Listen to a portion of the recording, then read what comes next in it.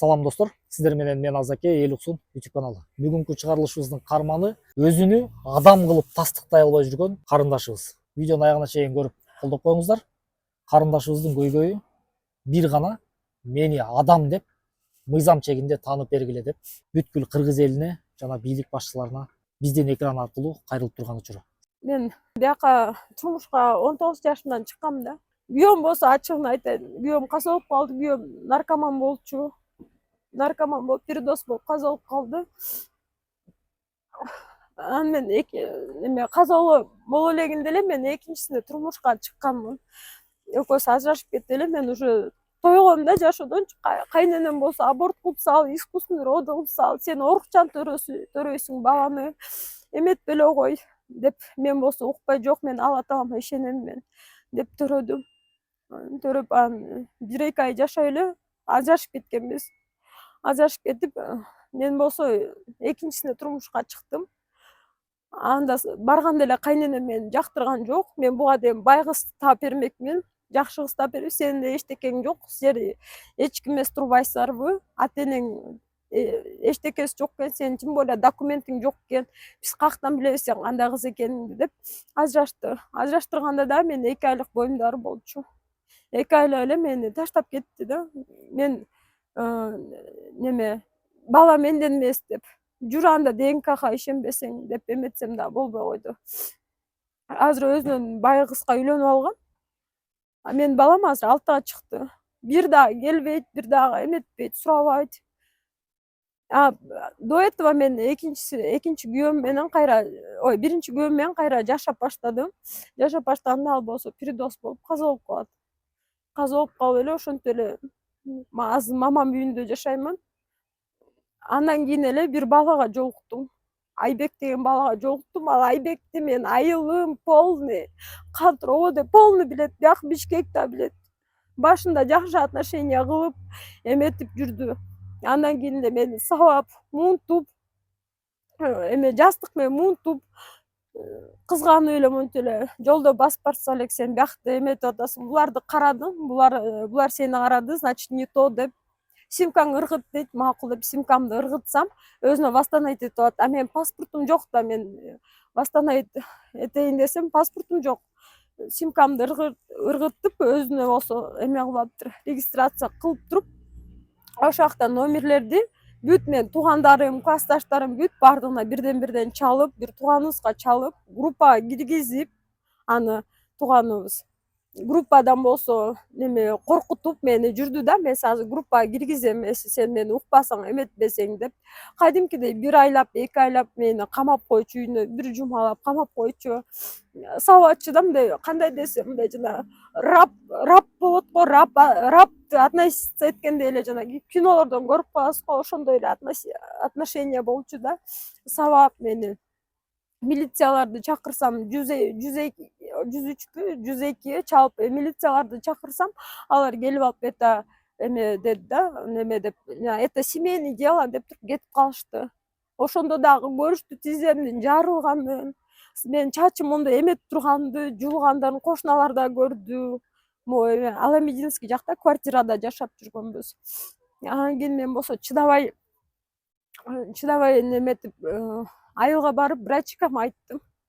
Мухаммед, мен ушундай Айбек деген бала мени коркутуп атат деп. Эмне кылып коркутуп атат деп, эжеке деп менден сурады. Мен болсо сени балдарыңды өлтүрүп салам. Сенин документиң жок, паспортуң жок. Мен сени азыр могу жерге даже көмүп туруп, эметип туруп кетип калсам, сени эч ким издебейт, эч ким таппайт деп. Мухаммед врачканын жини келип, чакырчы дейт. Бир эмес 2 жолу келди. 2 жолу түшүндүрүп айтты врачкам. Бул эжекеме эметпеле койчу, эжекемди оставь покой десе болбой эле 3-чү жолу да келди. Келгенде врачкам достору бар болчу жанында. Врачкам аны салып салат. Барып туруп групповой жазып салат заявление. Ал болсо сен менен жашайсың, менен эметесиң дейт. Анан встречканы алам дейт. Макул деп мен чыдап жашап жүрдүм. Мен где-то бир жанында бир жума, бир 10 күндөй жашап жүрдүм да. Ошо бир жума 10 күн ичинде мени күнүгө сабатчы, күнүгө унижаться этчи, каалагандай мени мындай эметчи, мындай кыйнатчы. аябай мындай бир гана ала табам көрүп турат да, мени кандай гана кыйнаган жок. Анан кийин мен боюмда болуп калып элем. Анан Айбек карачы мен боюмда болуп калды десем, ал сүйүнүп анан эметип, макул встречканы алам деп встречканы алат. Алгандан кийин бир жума кайра жашап баштайт. Бир жумадан кийин эле машинанын ичинен эле мени сабап эметип, жерге түшүрүп, монун тееп, мени ичиме тееп эметкенде менин боюмдан түшүп калат. Үйүнө алып барып туруп камап коет мени. Чыгарбайт. Больница эме, даже больницага алып барган жок мени. Немеге эле алып барып, жана эме аптекага алып барып эле дары-парыларымды алып берип эле ичирип, ошону эметти да. А вдруг менин кровотечением ачылып калса, а вдруг мени өлтүрүп калса, мени действительно эч ким издебейт болчу, эметпейт болчу, потому что я не являюсь нигде. Тажикстанда да жокмун, биякта да жокмун да. Анан кийин бир жумада мени камап эметип жүрүп, анан кийин эле ключту берип коет, мага бар магазинге чыгып кел, эметип кел деп. Мен кеттим жумушка деп кетет. Мен болсо кийимдеримди чогултуп туруп качтым. Качкандан кийин ошондо дагы 2 ай покой он мне не оставлял да. Азымдай кандай десем, мамам деле мени турмушка чык дейт. Мама, мен кантип турмушка чыгам, менин документим жок, мени унижаться этиптер. Уж жетишет мага үчөө бир эмес, үчөө мени унижать этип эметкендерине жетишет дедим. Асын алганда күндөрүм болгум келет.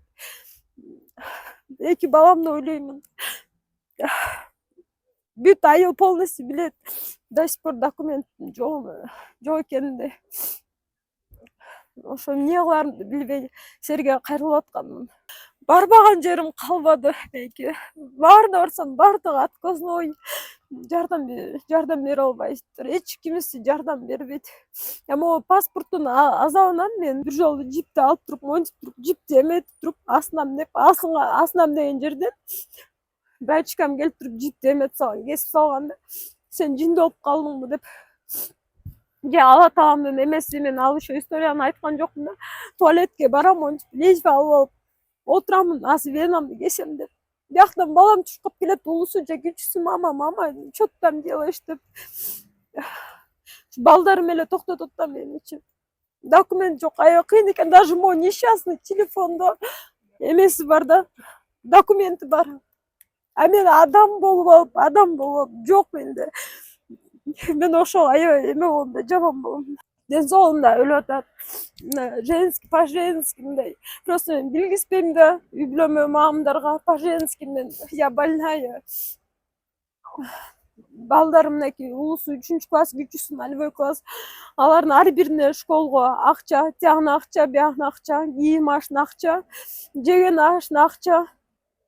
Мындай разнорабочий болуп эле иштеп коюп жүрөм да мен. Жумуштарга орношоюн десем, паспорт сурашат менден. Паспортум жок десе, анда кантип биз сени алабыз деп. Сен вдруг бияктан бирдемени уртап кетесиң, вдруг бирдеме жоголуп кетсе, сени каяктан табабыз деп албайттар мени жумушка. Кээде ушундай болот да, жумуш жок. Мына жайым менен мен үйдө отурдум. Жумуш жок. Жумуш карайм, барамын, жол кире алам, тияктан бияктан карызга аламын.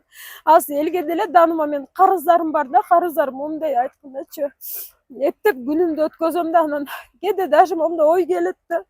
Мен былтыр да эмеде иштедим, саунада иштедим, гостиницада горничный болуп. Ошактан бир эже менен таанышып калдым. Ал эженин даже номери бар. Кээде ушундай ой келет да. Барып жабаптык болуп иштесемби, иштеп туруп акча чогултуп туруп бирдеме документим кылсамбы деп, ушинтип балдарымды чоңойтсомбу деп, даже ошондой ой да келет магачы деп. Анан кайра сабыр, бул ала табам сыноосуда деп өзүмдү эметем да, кармаймын. Элге деле кайрылат элем, бияка байкелерге деле кайрылат элем. Паспорт деле мага жардам берип коюңуздарчы. Мага силерден башка эчтекеңе кереги жок. Мен паспортум жок, кыйналдым мен. Мындай зомбулукка, семейные отношения, что күйөөлөрүм менен, что мындай жумуштарга орношоюн десем да алышпайт мени. Мен уже мындай тажап кеттим да. Сиздер жардам бере албасаңар, анда я покончу да собойчу. Анда мага зачем жашап? Документ жок, жумушка албасалар меничи. Балдарым да чоңоюп келатат. Мен аларга жакшы профессия бергим келет, жакшы окуткум келет. Мен өзүм 7-класска чейин окудум, и то 7-классы да окуган жокмун. Мен балдарыма жакшы профессия бергим келет, будущесин жакшы эметким келет. Мага окшоп кыйналбасындар деп атам да. Бияктын эле жарамында мен мындай айткандачы 1 жашымдан келгем, ошол ойдон ала элекмин. Топтой эле тияка тебеттер мени, бияка тебеттер. Тажикстан посольствосы кантка тебет, канттык болсо посольствого тебет, мындай топ эле болуп калдым да, кадимкидей топ. Эми канттагы болсо, начальник болсо эме деп атат. Тажикстанга бар деп атат. Тажикстандан паспорт алып кел деп атат. Бияк посольствосу сенде никакой эме жок. Тажикстанда сен жоксуң. Эми базада жоксуң вообще. Как ты поедешь деп атат да? Ты туда как поедешь, если у тебя никакие документы нету, и ты не выедешь деп атат. Бияка келип, канттын посольствосуна келип айтсам, бар айт эле, ал деген временный паспорт жасап бериш керек. Деп эле, короче, ар кайсын сүрүп эле эметип, кайра эле жиберип коет да биякачы. 10 жылдан бери эле чуркап келатам, мени алдап эле келататтар да. Бул справка, тиги справка, бул справка деп эле алдап келататтар. И никакой резон жок да. А эми я, оказывается, Тажикстанда жок экенмин, базада вообще жок экенмин. Эми бияк болсо посольство тебе выдадим справку дейт, что ты не являешься гражданин Таджикстана деп айтып атыптыр.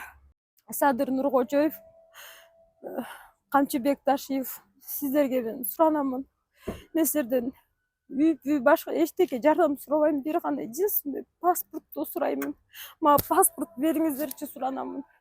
Мен паспортум жок, кыйналдым. Балдарымдын документи жок, өзүмдүкү жок. Жумуштарга орношоюн десем, жумуштар албайт. Мамам үйүндө жашаймын. Мен сизден бир гана суранычым паспортто. Элдер башка проблемасы эмеске кайрылса, мен паспорт менен кайрылып атам эске. Суранам, Алла Таала үчүн жардам берип коюңузчу. Менде никакой документ жок. Туугандар, бул карындашыбыздын тагдырын уктуңуздар. Кыскасы туугандар, бул карындашыбыздын тилекке каршы эч кандай колунда бир да документтердин жоктугунун айынан колунда эч кандай реквизиттер да жок экен. Барыңыздарды чакыра кетет элем туугандар. Экранда көргөзүлгөн Мбанк номер бул меники.